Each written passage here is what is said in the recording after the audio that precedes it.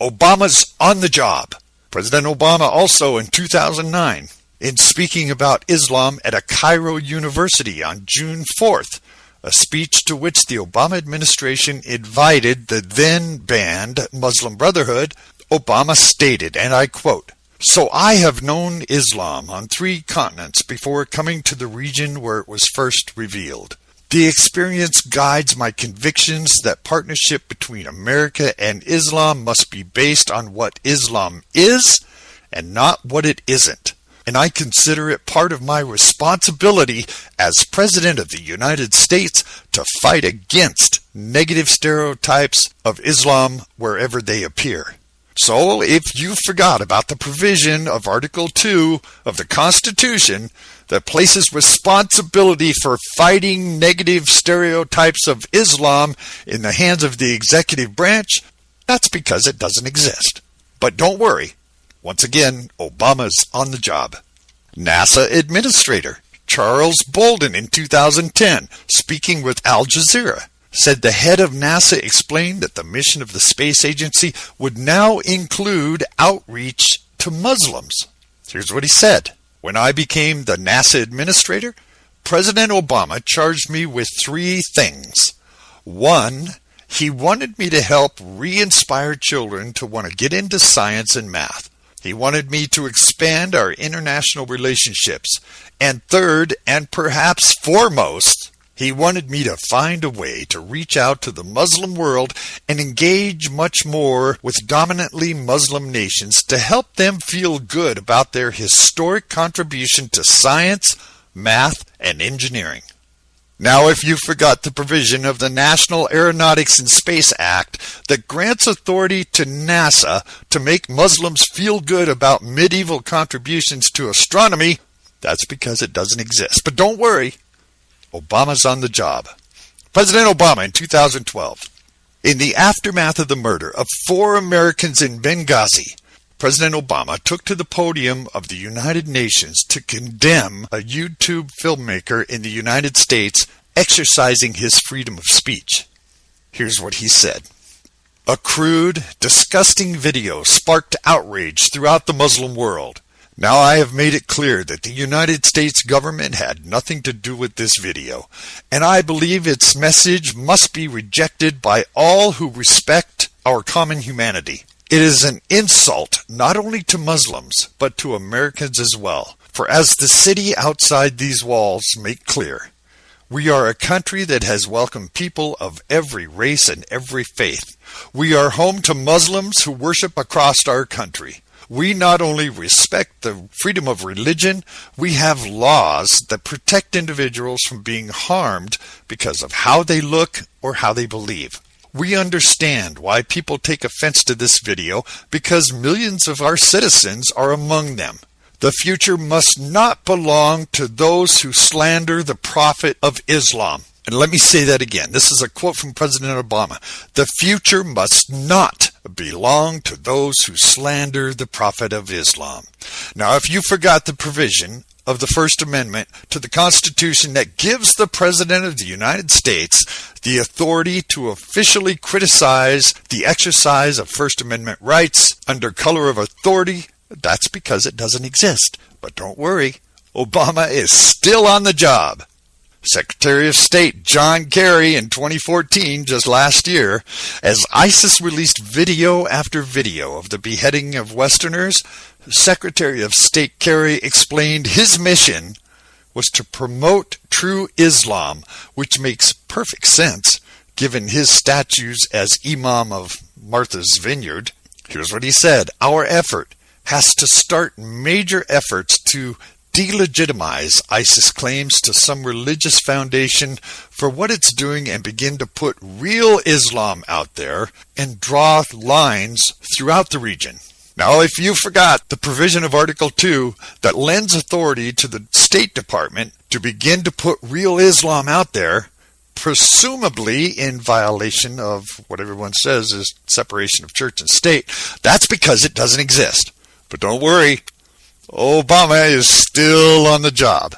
Now, you remember when he came to his Muslim roots, Mr. Obama started out with a lie. I've taken a clip from an interview on Larry King, and I've put it next to a clip of the beginning of his Cairo speech. And you tell me if he's telling the truth here. Concerning that, though, there's a lot of emails going around. It gets rather terrible. A Newsweek poll shows that 12% of America believes that you're a Muslim, and 26% believe you were raised in a Muslim home. A lot of misinformation. How do you fight that? Well, by getting on Larry King and telling everybody I'm a Christian and I wasn't raised in a Muslim home, and pledge allegiance to the flag, and all the things that have been reported in these emails are completely untrue and have been debunked again and again and again. So all you can do is just tell the truth and trust in the American people that over time they're going to know what the truth is. Assalamu alaikum. Many other Americans have Muslims in their families or have lived in a Muslim majority country. I know because I am one of them. But my father came from a Kenyan family that includes generations of Muslims. As a boy, I spent several years in Indonesia and heard the call of the azan at the break of dawn.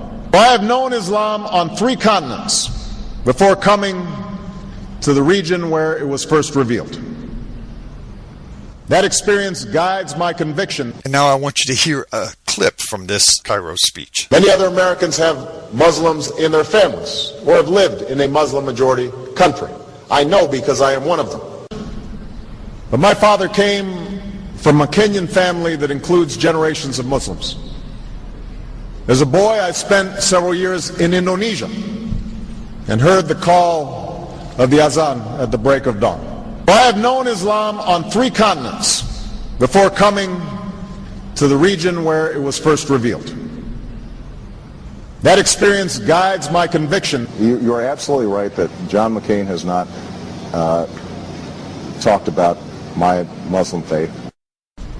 As the Holy Quran tells us, the Holy Quran teaches that, the Holy Quran tells us, and the Holy Quran also says, we will convey our deep appreciation for the Islamic faith, which has done so much over the centuries to shape the world. I would like to speak directly to the people and leaders of the Islamic Republic of Iran. Their great and celebrated culture.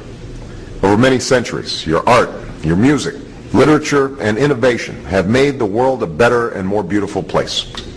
We know that you are a great civilization, and your accomplishments have earned the respect of the United States and the world. I also know civilization's debt to Islam.